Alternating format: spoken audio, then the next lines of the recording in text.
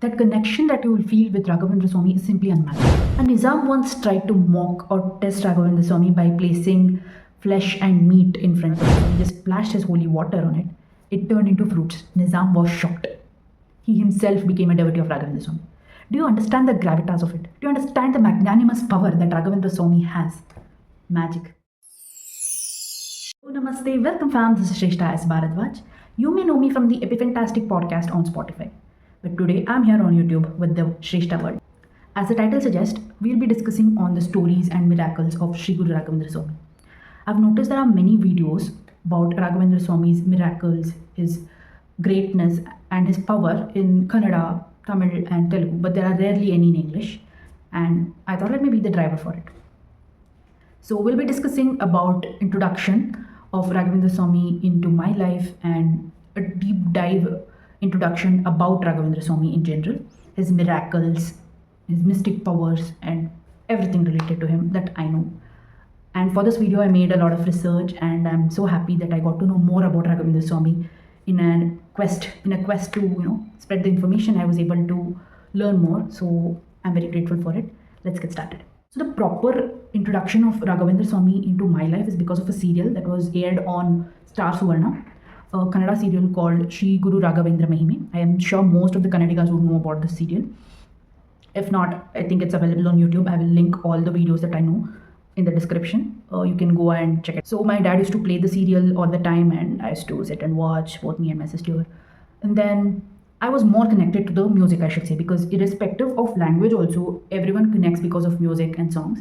So I'll link the songs. You can go and check it out, irrespective of you knowing Kannada, because it is so powerful, so divinely connected that you will feel mesmerized. One song was Tunga Tiradi Ninta Yativaranyare, and second one was Raya Baro Raghavendra Baro. Such a divine feeling whenever I listen to those songs. I feel very connected to Raghavendra Swamy. Then my personal experience with Raghavendra Swamy regenerated when, or reignited I should say, when I was preparing for CAT exam and I've done my MBA from IIM Bangalore. So during that time I came across Raghavendra Swamy again. Then I used to go and visit Raghavendra Swamy Mata in Shimoga and do pradakshines for a fixed number of days and stuff. I don't know, I thought of doing that and I landed in IIM Bangalore, and then I think most of my life's success I owe it to, not most, everything, I owe it to Sri Guru Raghavendra Swamy and the divine force, Krishna.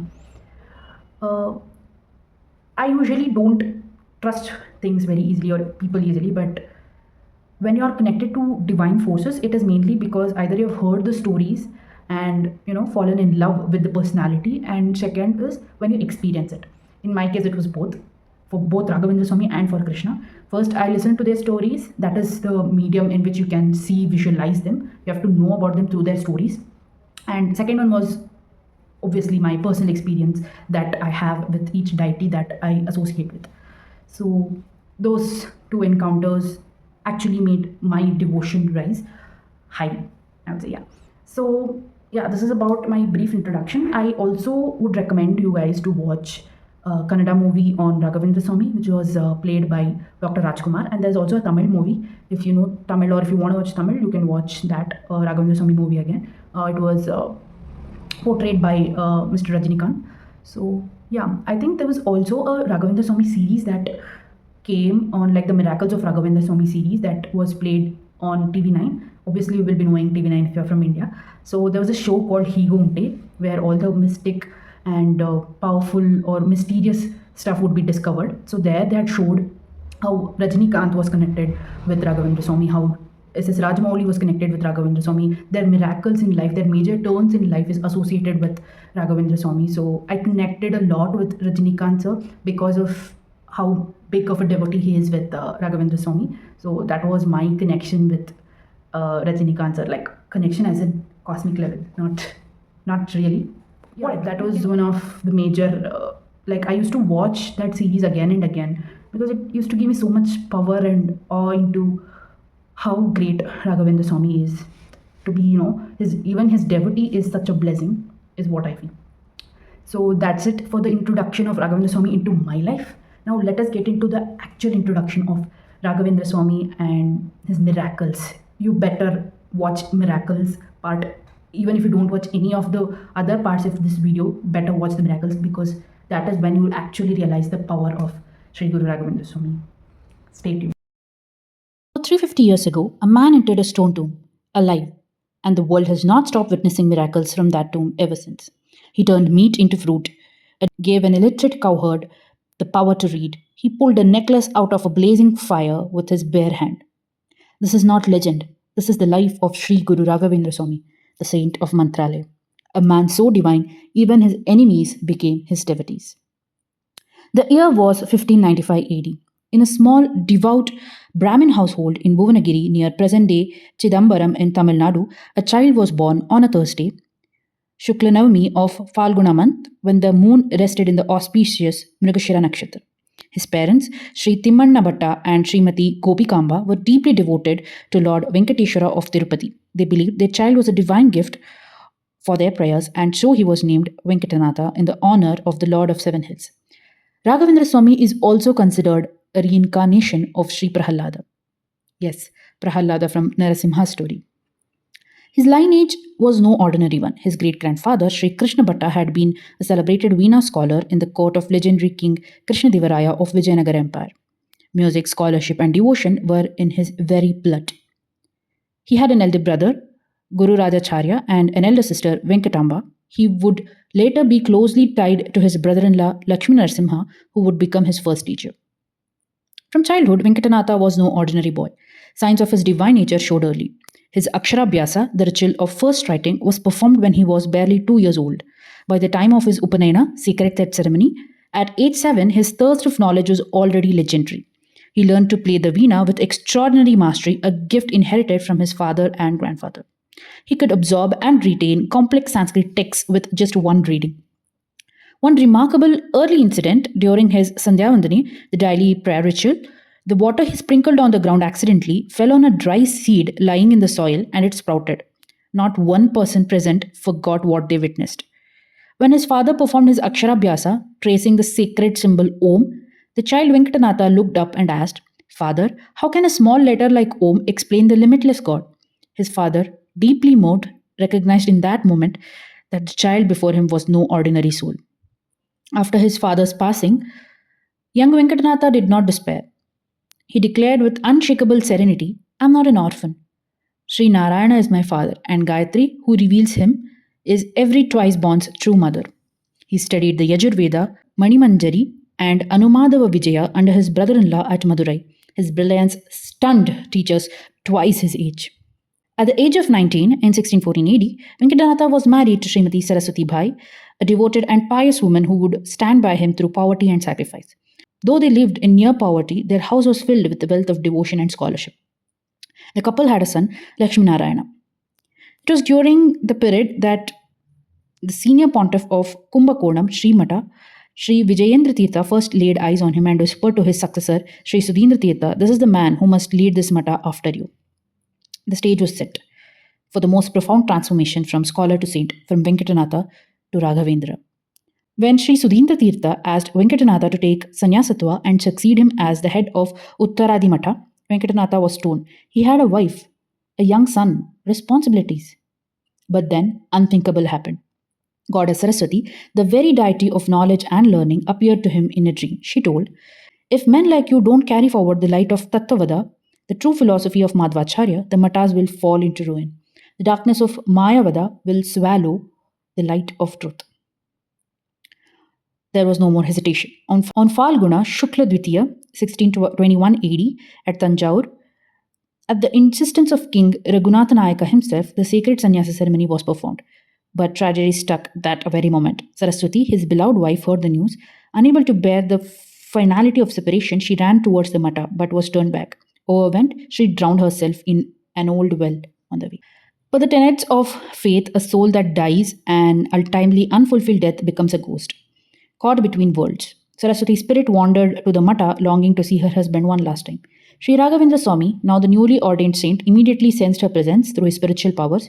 He took water from his Kamandala and sprinkled it on her, blessing her with moksha, liberation from cycle of birth and death. His very first act as a Swami was an act of grace. His wife became his first miracle. His guru, Sri Sudhindra Tirtha, then entered Vrindavana at Nava Brindavana near Hampi, the ninth Brindavana of that sacred site, built under the personal supervision of the new Swami himself. The age of Guru Raghavendra had begun. Now let us look into the miracles of Raghavendra Swamy. The burning sandalwood paste.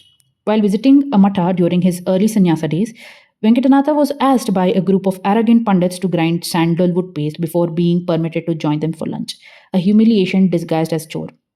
Raghavendra obliged without complaint, but while grinding, his mind was absorbed in Agni Sukta, the Vedic hymns to the fire deity. The paste was distributed to all the guests.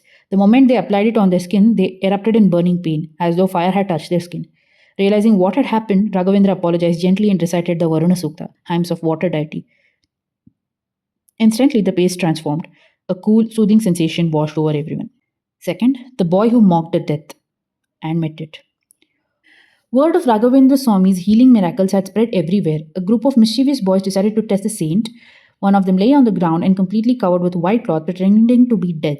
His friends wailed dramatically, begging Swami to revive him. Swami paused. He looked at the covered figure for a long moment. Then calmly he said, "His lifespan is over. I cannot do anything." The boys laughed and nudged their friend to get up. He did not move. They shook him. Still nothing. They pulled the cloth away and he was dead. Their laughter turned into horror. The price of mocking the divine had been collected in full. Raghavendra Swamy walked on, unmoved. He had not caused the boy's death. He had simply seen the truth that was already written. Third, dead wood that bloomed. At Sirasangi, a local headman, a Lingayat Desai, who mocked the Vedas and Brahmin scholars, decided to put Raghavendra Swamy on test. He brought a dry wooden pestle capped with metal at both ends and challenged the Swami to make it grow. Raghavendra Swamy accepted the challenge without drama. He planted the dead wood in the earth, recited a Vedic mantra, and sprinkled water from his Kamandala over it. Before the Desai's eyes and before the crowd of scholars, the dry wood began to sprout green leaves. The same man who had scoffed off at the Vedas his whole life became a believer that day. The miracle was so significant it was immortalized in the Sanskrit Suprabhatam of Sri Raghavendra Swamy. Fourth, the snake reverses its venom. A young prince had been bitten by a venomous serpent and he died instantly. The royal family was in deep mourning. When Raghavendra Swamy heard of this, he did something extraordinary. He summoned the very snake that had bitten the prince and commanded it to draw the venom back from prince's body. The snake obeyed, and the prince revived. Fifth, the child in the cauldron. A devoted family headed by Raghunatha Rao had organized a special puja for the Swami at their home. In the kitchen, a large vessel of mango juice had been prepared for the ceremony. The couple's only child, their most precious treasure, fell into the vessel and drowned. Their parents were inconsolable. They cried out to Swami. Swami invoked Sri Moolarama, took the Padodaka, the sacred water, from his Kamandala and sprinkled it over the lifeless child. The child opened his eyes as if waking up from a dream. The family had offered everything to God. God had returned everything to the family. Next, the illiterate cowherd who could read. While traveling from Adoni, Raghavendra Swamy's palanquin passed a young Brahmin orphan boy named Venkanna who was grazing cattle. The boy was being cruelly exploited by his maternal uncle and he lived in misery. He ran into Swami and poured out his heart. Raghavendra Swamy listened with compassion. He took some mantrakshate, rice consecrated with sacred mantra, placed it in the boy's hands. "When you are in real distress and need my help, put this on your head and think of me." The palanquin moved on. Venkana tied the rice in a cloth and carried it with him everywhere. Days later, the Nawab of Adoni, Siddhi Masood Khan, stopped on the road. A messenger had arrived with an urgent scroll. The Nawab himself, illiterate, needed someone to read it. He spotted Venkanna nearby. Seeing his Brahmin's sacred thread, the Nawab concluded he must be educated and commanded him to read the scroll on pain of death. Venkanna's heart froze. He was illiterate. To refuse the Nawab meant death. To admit it meant the same. He was trapped in a noose of two impossibilities. In that moment of complete helplessness, he placed the consecrated rice on his head, closed his eyes, and whispered the name of his guru, Raghavendra, Raghavendra. He opened his eyes, he looked at the scroll, and the words made perfect sense. He read it out aloud, fluently and accurately. It was a letter announcing that Nawab's wife had given birth to a son, making Nawab a father for the first time. Overwhelmed with joy of the news, the Nawab immediately appointed the boy Venkanna as the Diwan of Adoni reign. Next story, meat becomes fruit, the Nawab's humiliation. It was Diwan Venkanna who eventually arranged for Nawab of Adoni to meet the great Swami, But the Nawab, though curious, was a skeptic. He believed only in Allah and had little patience for Hindu saints. He decided to test Raghavendra Swamy. He secretly had meat and non-vegetarian delicacies placed on silver plate, then covered them completely with a rich silk cloth. He presented them to Swami as an offering as if they were secret food. Raghavendra Swamy knew this. With calm eyes that pierced through the silk and silver, he knew. He sprinkled his holy water over the covered plates, as was his practice before receiving offerings. Then, with the measured grace, he asked the cloth to be removed. The Nawab leaned forward, waiting for the shock, the embarrassment of a holy man having blessed meat. The silk flew away. Plates of fresh, fragrant fruits and flowers lay before them, untouched, as if just plucked from a garden. The Nawab's pride collapsed. He fell at Swami's feet, begging forgiveness. He offered the Swami anything: villages, gold, land. Raghavendra Swami asked for only one thing: a small, barren, dry village of Manchala on the banks of Tungabhadra River. The village, unworthy in Nawab's eyes, became Mantralaya, the holiest of holy places, where Guru Raghavendra Swami's Brindavana stands even today. The Nawab, so moved, constructed the iconic Islamic dome atop the Brindavana complex. A gesture of devotion stands as an eternal symbol of religious harmony. Next story: The Hand That Entered Fire. The Bacha of Bijapur, Ibrahim Adil Shah II, a remarkably tolerant Muslim ruler who deeply respected Brahmin scholars, honored Raghavendra Swamy with the rare gem-studded gold necklace as a mark of devotion. Without hesitation, Raghavendra Swamy offered the necklace into burning Homa Kunda, the sacrificial fire, an offering to Lord Vishnu. The Bacha was furious. He had given the necklace as a personal gift, not to be burned. He demanded its return. Raghavendra Swamy looked at the roaring fire, then without flinching, without hesitation, he reached his bare hands into the flames. He withdrew the necklace, unmelted, undamaged, cool to touch. He handed it back to the Bacha as casually as handing back a dropped handkerchief. The Bacha, who had come as a skeptic, left as a devotee. He honored Raghavendra Swamy with the title Jagadguru and presented him with royal white umbrella Shweta Chatra, an honor reserved only for kings and emperors. The stories are endless. The miracles are endless. Even till date, there are many miracles of Sri Guru Raghavendra Swamy that each person, his devotee in particular, they embrace and they experience his magical powers, his miracles. He's called Kaliyuga's Kamadenu for a reason. He gives everything like a Kamadenu cow to his devotees. And he comes to rescue whenever a devotee prays to him with uttermost devotion. Pujyaya Raghavendraya Satyadharma Vrataya cha Bhajatam Kalpavrikshaya Namatam Kamadenu. Jai Guru Raghavendra. Sarvam Shri Krishna.